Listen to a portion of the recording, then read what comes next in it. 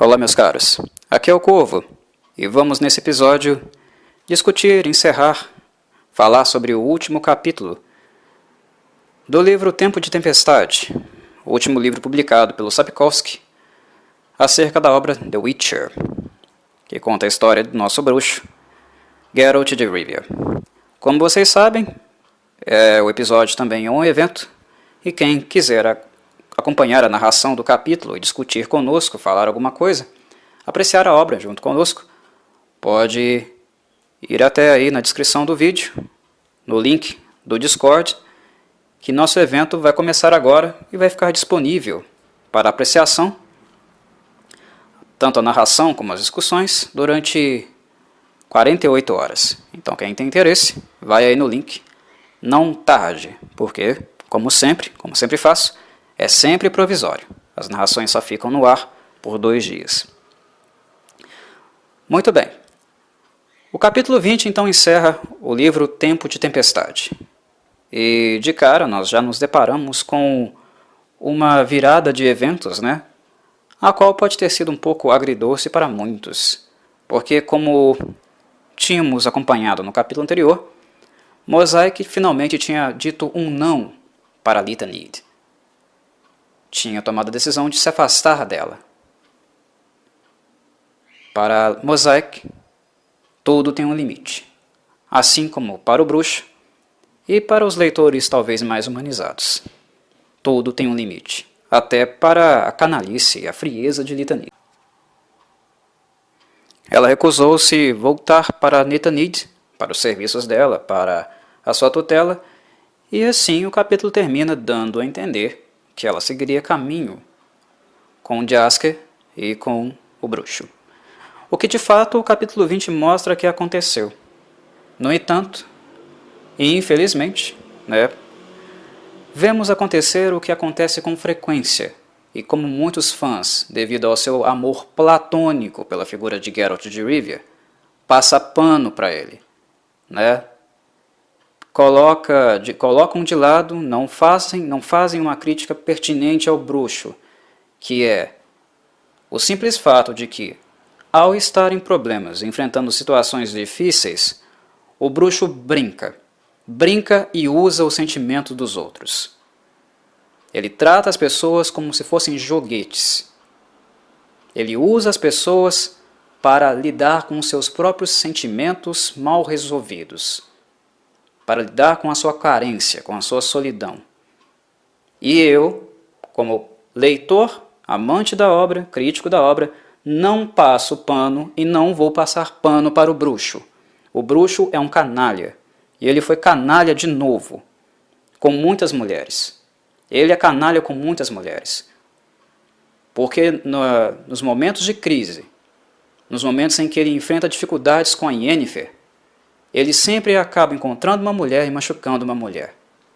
E mais uma vez, Geralt de Rivia machuca alguém. E dessa vez foi a Mosaic. Ninguém a obrigou a ir junto.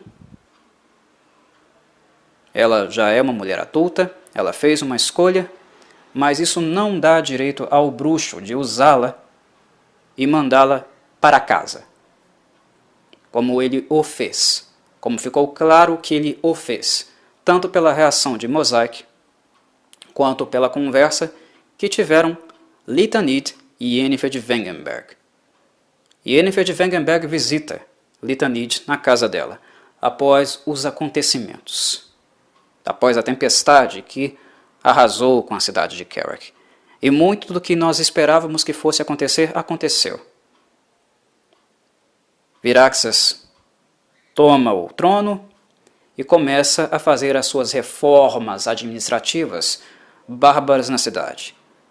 E claro, com a escassez de recursos e de possibilidades de empreendimento, começa a atacar aqueles menos favorecidos, as classes menos representadas da sociedade, da cidade de Carrick no caso, ou seja, os, aspas, inumanos.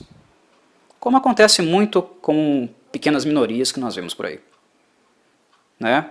Serão expulsos da cidade, suas propriedades confiscadas e entregues para aqueles, aspas, puros. é o que Viraxas está fazendo. E, como era de se esperar também, a esposa de Viraxas, né, que eu acredito que será temporariamente, né, mas isso a obra não chegou a apresentar, é apenas uma suposição, é apenas uma questão de interesse, não há amor envolvido, a figurazinha que ajudou em todo o complô a retomar o poder em Kerouac, algo que também fica claro através da fala de Litanid. Ela, que está usando o Viraxas, também deu ali um jeitinho de se livrar de Litanid, que é, como já havia sido apresentado no capítulo anterior, um desafeto antigo dela. Então, inumanos, né, e feiticeiros não são mais bem-vindos em Kerouac.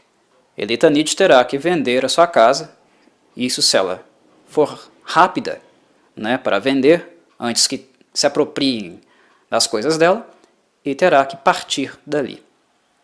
Isso fica claro na conversa com Yennefer, que vai visitá-la. Yennefer, é claro, sempre demarca lugar, sempre marca o seu lugar e deixa claro para possíveis rivais o que, aspas, é dela, né? Ou que ela considera dela, ou do interesse dela. E a conversa com Litanid, a visita com Litanid, é mais uma expressão disso. Ela vai tirar algumas coisas a limpo, embora não tão direta, ou provocante, insinuante e arrogante como Lita foi com ela, né? Com aquela brincadeira sobre estar grávida, que é tanto uma afronta a ela, né, no sentido de que ela tenha ficado com Geralt por alguns dias, né, estado com o amante dela, e ao mesmo tempo também uma afronta no sentido de brincar com os sentimentos, o histórico de Yennefer, no sentido de ser fato conhecido por todo o capítulo que Yennefer sonha em ser mãe, sonha em realizar a maternidade, né? Algo que ela não consegue. Então, Lita dá duas cutucadas na Yennefer ao mesmo tempo, o que a Yennefer responde prontamente, né? Foi uma ameaça tanto psicológica quanto física, quando ela se impõe na frente de Lita e ameaça explodir a cabeça dela, né? Apenas com um gesto. Foi isso que aconteceu ali, o que faz com que Lita baixe a bola e volte a reforçar que era tudo uma questão de negócios. E é nesse contexto que nós descobrimos, para continuar provocando a Yennefer e não baixar a guarda para ela, não se dar por vencida, mas ao mesmo tempo ser covarde, né, para não colocar o dela na reta, brigar com ela diretamente, ela envolve a Mosaic e conta sobre o caso da aprendiz de feiticeira com um bruxo, que durou alguns dias e terminou com uma cartinha, com um despedido, com flores, né, com um modus operandi supostamente simpático, apologético, que nada mais é do que simplesmente uma desculpa covarde. Não há nada de altruísta e nada que possamos usar um adjetivo positivo nisso. O bruxo usa as mulheres e não importa, não é justificativa o que a Yennefer faz com ele ou deixa de fazer. O bruxo é um recorte, é um retrato de pessoas que têm assuntos amorosos, questões amorosas mal resolvidas e acabam usando os outros ou depositando esses vestígios, essas reminiscências de algo mal resolvido, esse lixo, nos outros. É covarde. O bruxo, mais uma vez, foi um canalha, como ele já foi com várias mulheres durante toda a obra. E é por isso que eu acho que é importante o contraste que o Sapkowski faz em relação a Yennefer e ele. O bruxo merece tomar na cara muitas vezes. Ele merece umas bofetadas. E Yennefer faz mais do que isso com ele. E Yennefer, de certa forma, eu gosto da Yennefer também por causa disso. Porque ela faz com que ele passe e sofra o que ele faz com outras mulheres também. Ele fere o sentimento dos outros. Vocês podem imaginar que aquele movimento de Mosaic, abrir mão de Lita, optar por um futuro sem ela, aquilo não foi uma coisa repentina. Ah, cansei e vou embora. Mosaic vivia sobre uma opressão com medo de Lita Need, escrava dela, emocional, durante muito tempo. É o fato de ter escolhido traçar um caminho, estar sofrendo para conseguir atingir esse objetivo e sem uma outra perspectiva. E muitas pessoas não fazem esse movimento de mudança de um outro caminho porque tem medo, porque mudar, escolher um outro caminho, ao mesmo tempo abrir mão de tudo que já se tem e olhar para o escuro, jogar no escuro, sem garantia de nada. Fazer esse movimento é difícil. Muitas pessoas se mantêm em relações, em situações que são ruins, mas cômodas muito em virtude desse medo mesmo de abrir mão daquilo que se tem para algo que é totalmente novo, que não traz garantia de nada que dará certo. Então, às vezes, fazer esse rompimento, essa quebra, não é algo muito simples. E quando Mosaic fez isso, não foi simples. Não foi do dia para a noite. Demandou algo dela. E alguns dias depois, ela volta para casa, ou melhor, para a casa de Lita, com um rabinho entre as pernas, porque o bruxo dá tchau para ela, depois de levar ela para a cama. Claro, como o bruxo sempre faz. Né? Para uma pessoa que fez um salto desse, é um choque muito grande. E não me surpreende o fato dela ter voltado. Voltado para as costas de Lita Need, voltado a ser a sombra e a escrava dela. Porque depois de fazer tal movimento, isso é um golpe muito forte. É um rompimento muito forte. É como se ela tivesse tomado uma paulada na cabeça. Ela finalmente fazer um movimento de independência e logo em seguida tomar uma paulada muito grande em virtude disso. A pessoa perde o chão, então ela precisará novamente de ter alguma referência. Ela estava sozinha, sem dinheiro, sem para onde ir. Ela teve que voltar. E se estruturar novamente vai levar um tempo. Então, a Mosaic, eu entendo o fato dela ter voltado, dela não ter seguido outro caminho, ido para outros lugares, porque ela não tinha nada. Com o Jaskier e Geralt ali, ela tinha, no mínimo, uma perspectiva de apoio, ou de amizade temporária, ou duradoura, dependendo de como ela fosse se estabelecer. Mas não teve. E o capítulo não mostra como foi esse rompimento. O bruxo não deu satisfações pro Jaskier. O que me faz imaginar que, pela reação da Mosaic, pela própria reação de Lita e de Yennefer falando sobre como o bruxo a dispensou, me faz acreditar muito mais nelas do que em qualquer ato procedente do Geralt que fosse minimamente digno. Ele não foi digno. Ele a usou. E isso novamente só se comprova mais algum tempo depois, quando ele encontra com uma outra feiticeira que vai fazer a entrega das espadas dele, né, que Yennefer tinha recuperado já, que é algo que era para ter sido mantido em segredo. A Yennefer solicitou isso dela, mas ela acabou revelando ao Geralt que foi a Yennefer que fez o envio das espadas. Alguns dias depois, e no mesmo dia ele também vai para a cama dessa feiticeira Como se a Mosaic nem tivesse existido. O bruxo é covarde. Ele é cafajeste.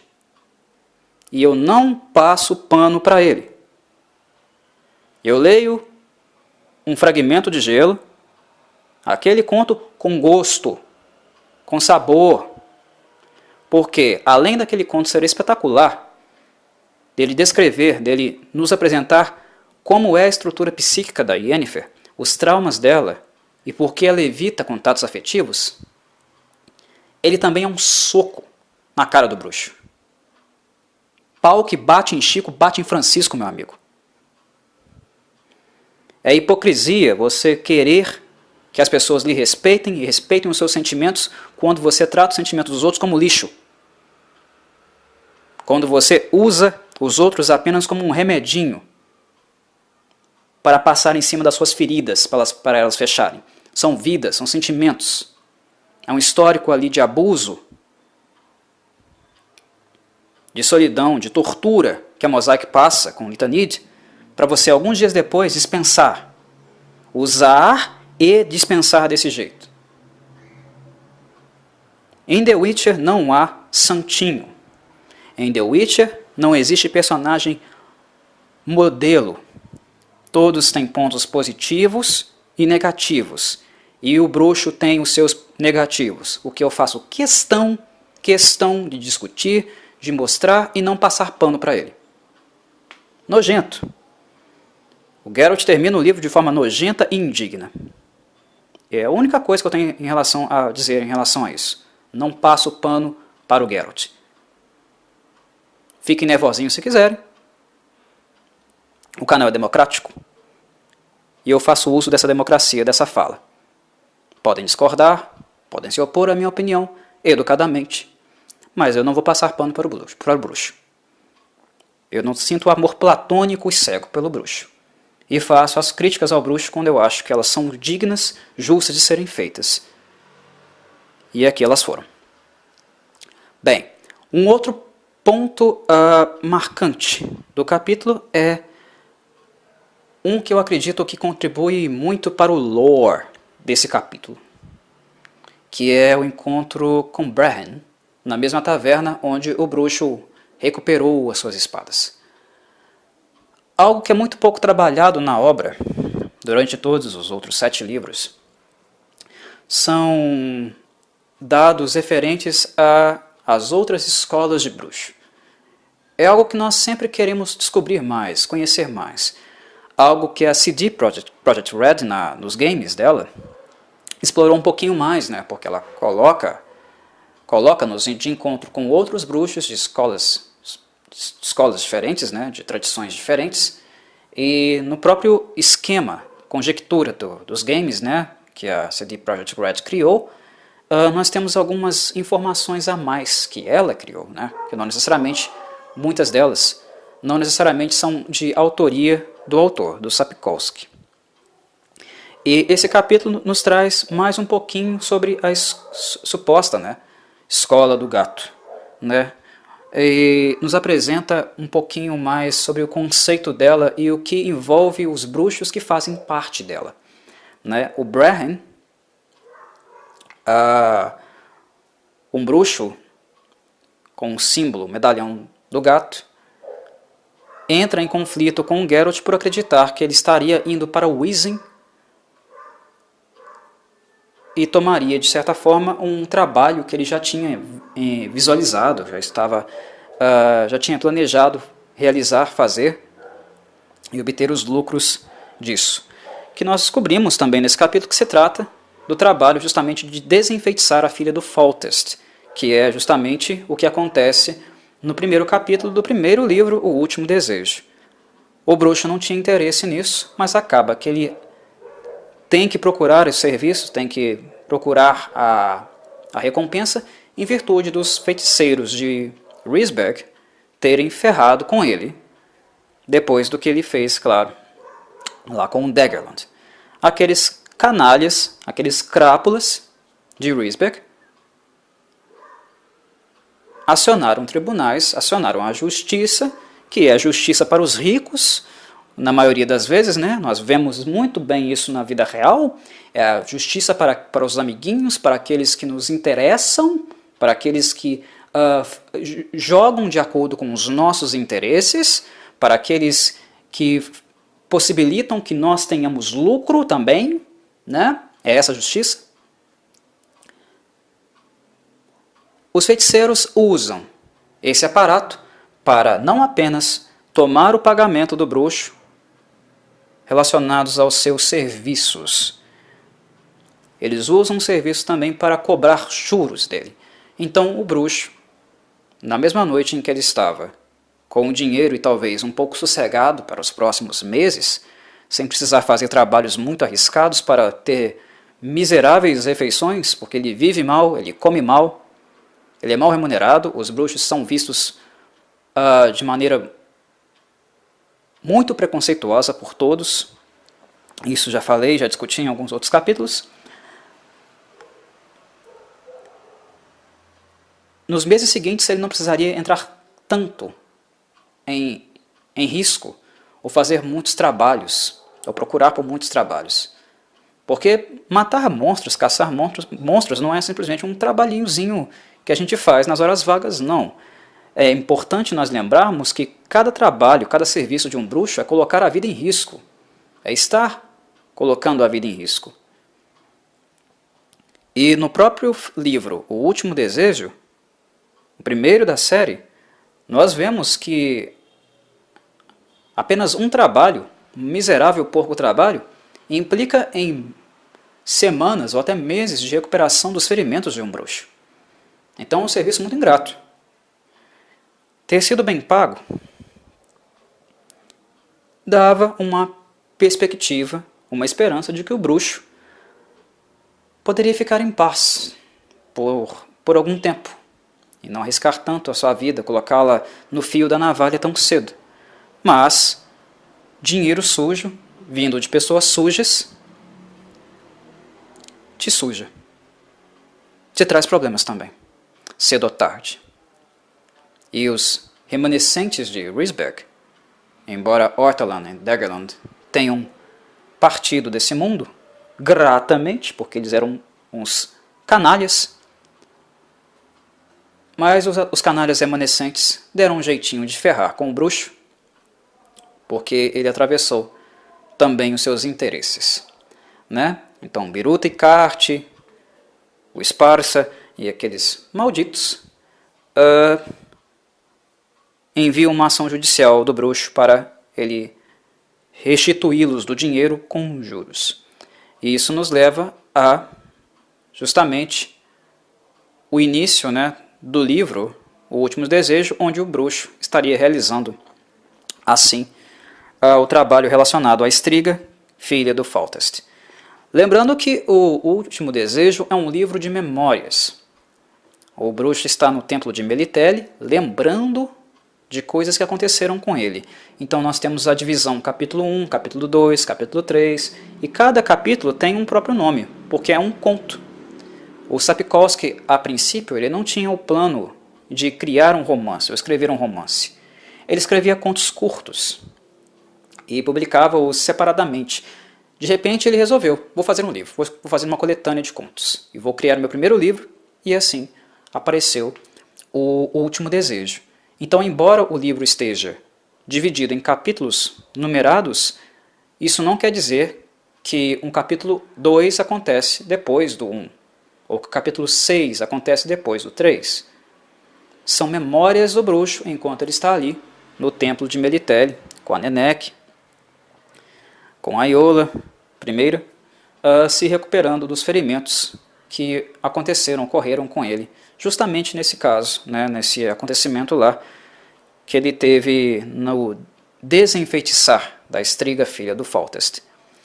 Então foi por isso, o livro nos revela, o final de Tempo de Tempestade nos revela que foi por isso que o bruxo acabou indo fazer aquele serviço, porque ele estava quebrado, porque os feiticeiros ferraram com ele. E também nos é revelado que aquele bruxo que apareceu antes do Geralt e foi morto pela Striga, né, isso é falado, isso é relatado lá no capítulo, né, de O Último Desejo, que um bruxo já tinha vindo antes, já tinha sido morto, acabamos descobrindo que aquele bruxo era esse que o Geralt encontra aqui, agora, na taverna. O Brehyn.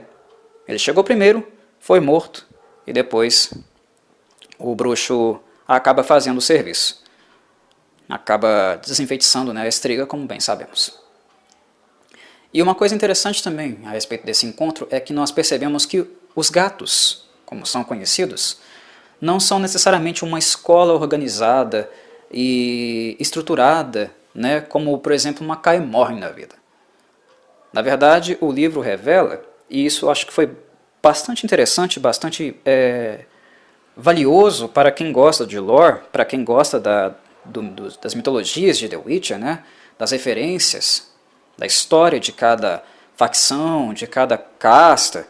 Eu achei interessante o livro revelar que os gatos nada mais são do que os garotos, né, que se provaram, né, que foram testados nas provas mutagênicas, nas transformações químicas às quais os meninos são submetidos, e são aqueles que de algum modo essas mutações afetaram negativamente, afetando principalmente a psique, a estrutura mental deles.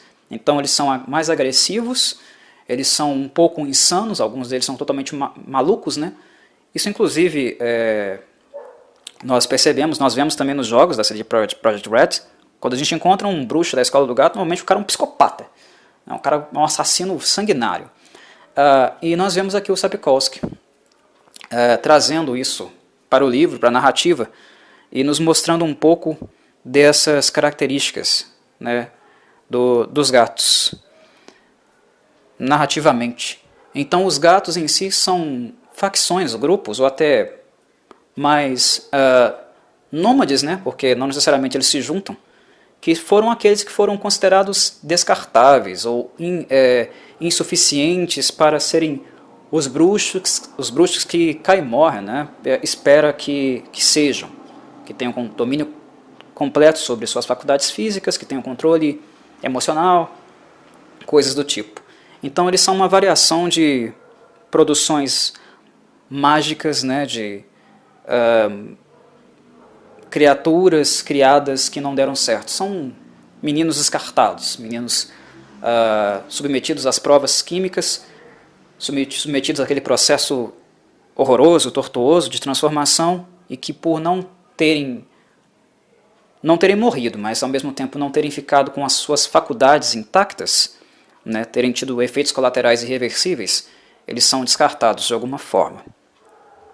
Então, embora os gatos sejam cruéis, nós vemos aí uma perspectiva também que nos permite ser um pouco mais críticos, né? Porque eles são algo de uma violência também prévia, né? Eles não são apenas assassinos sanguinários e imorais. Eles são frutos de um ato bárbaro, de uma tortura, de uma transformação cruel, feita e realizada por experimentadores, que nós vemos no livro, né, de Tempo de Tempestade, que os bruxos são nada mais do que criações, né, mutações criadas também pelos magos, né, sempre com interesses escusos e corporativistas. Então é uma dupla crítica, né, que nós podemos perceber e realizar lendo esse livro. Eu acho que nesses aspectos ele é uma soma muito interessante para a obra. Embora ele seja um spin-off, ele traz coisas valiosas para a saga como um todo, como informação mesmo, como lapidação. E se não for lapidação, eu digo que são informações adicionais muito pertinentes, a coisas que talvez merecessem ou pudessem ser tratadas ou explicadas um pouco melhor na saga original e não foram. Né? Eu gosto quando um autor se aprofunda alguns aspectos nesse sentido. Quando o escritor volta para a obra e, ao escrever, traz coisas mais aprofundadas, mais trabalhadas acerca de um fato, de um aspecto que ele não teve ou tempo ou oportunidade de fazer na obra original, ou não era necessariamente algo que ele estava com mais enfoque, com mais interesse de fazer na época. Mas como os leitores apreciam a obra, leiam a obra e dão um feedback em relação a ela, e também demonstram interesse de conhecer mais sobre ela, eu acho legal, interessante quando o autor faz isso, que ele atende o seu público, que ele olha para o seu público, ou até percebe que outras pessoas fizeram coisas interessantes com a obra dele, que ele não necessariamente fez ou se atentou para fazer, que é no caso falo aqui da CD Projekt Red, né? Claro, a CD pegou aqueles pontinhos que o Sapkowski não explorou muito e começou a explorar por ela mesma, né? Sapkowski com certeza percebeu isso, percebeu esses incrementos da CD e começou a fazer na obra dele, começou a trabalhar aqui da forma dele, na obra dele, né? Que sempre, de alguma forma, também ele terá a vantagem de dizer, né, que o dele é canônico, e da CD Projekt Red não, é apenas uma adaptação. Então, é aprender com os acertos dos outros, né? Ao invés de você aprender com coisa ruim, né, ou usar aquilo que é ruim, é ter essa humildade mesmo, de perceber, olha, eles lidaram com isso, mexeram com isso, quiseram trabalhar isso, algo que eu não fiz muito, eu fiz de maneira muito superficial na minha obra. Vou abrir um espacinho aqui para dar isso aqui para os meus leitores, para tocar nesse assunto, visto que eles gostam disso, valorizaram isso no trabalho deles, né? Isso é algo interessante de fazer. Por fim, a obra encerra, o capítulo encerra, e nós somos levados então ao epílogo, onde nós retornamos à estrada onde Nimue, em outro tempo, né, em outra cronologia, mas no futuro, estava lá continuando a sua rota, a sua viagem em direção a Aretusa para estudar e se tornar uma feiticeira. Nós sabemos, né, lendo os livros da obra, eu acho que isso fica muito claro principalmente no último livro, né? Torre da Andorinha e Senhora do Lago são livros que nos dão perspectivas diferentes, né, de mundos diferentes, de cronologias diferentes. São livros onde essa ideia, né, de cronologias são mais trabalhadas, digamos assim. Mas eu acho que esses livros nos deixaram a sensação, a impressão de que Nimue é a portadora da história de Geralt, a história de Ciri e de Yennefer, a história desses personagens. É a portadora histórica de The Witcher. É como se ela fosse a memória dessa era, desses tempos, né? Ela é a historiadora, né? A autoridade no que compete a todos os acontecimentos, as histórias que envolvem a história de Ciri, Geralt e Yennefer. Eu acho que a figura que representa isso, né, a manutenção dessa história, é a figura de Nimue, visto que os próprios textos, né, extremamente sensacionalistas do Jaskier, né, que ele escreve assim, né, ele aumenta e diminui segundo as propensões dele, né, as intenções dele, ou até mesmo a vaidade dele, foram perdidos, como a gente viu na obra regular, né, na saga original. Todos os manuscritos, né, os documentos históricos mesmo, né, que poderiam remeter-se a essa história foram perdidos. Então Nimue é a guardiã, a protetora, né, dessa história. E é algo que eu acho interessante, né, um recurso que eu achei bastante interessante, e que achei interessante também o fato do Sapkowski manter isso. A Nimue como a guardiã dessa história. E nada melhor do que encerrar o capítulo com ela, porque ela é representante disso, né? Ela é o símbolo disso, né? A guardiã desses tomos, né? Dessa riqueza de histórias. E também, ao mesmo tempo, o fato de terminar o capítulo com ela e com o acontecimento que nós presenciamos no livro, né? É também uma outra maneira de mostrar por que ela ficou tão fascinada com a história desses personagens, né? Por que ela se interessou tanto em estudá-los e preservá-los historicamente, né? Em virtude desses acontecimentos também, né? Dessas coisas que marcaram a própria história dela, né? Afinal, ela foi salva por um guerreiro, né? Um homem de cabelos brancos. Embora tenha sido uma coisa onírica, realmente aconteceu. O que nós percebemos mesmo, né, durante a leitura Durante a leitura nós podemos nos perguntar, quem é esse sujeito? É o Geralt que voltou? Né? O Geralt voltou, ele está vivo? Né? Ele reapareceu? Ou também nós podemos pensar, será que esse sujeito de cabelos brancos é filho de Ciri? Ciri também tinha um cabelo meio prateado, né? Não era branco igual o do Geralt, mas também tinha aquele tom prateado, né? Aquela tonalidade diferente. Será que é um filho de Ciri? Né? Mas nós acabamos percebendo no fim do livro, né, no fim da leitura, que trata-se de uma outra personagem também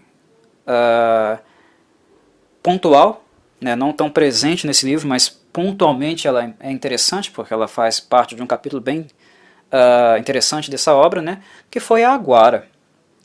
Né, a Aguara e a sua capacidade de criar ilusões. Né?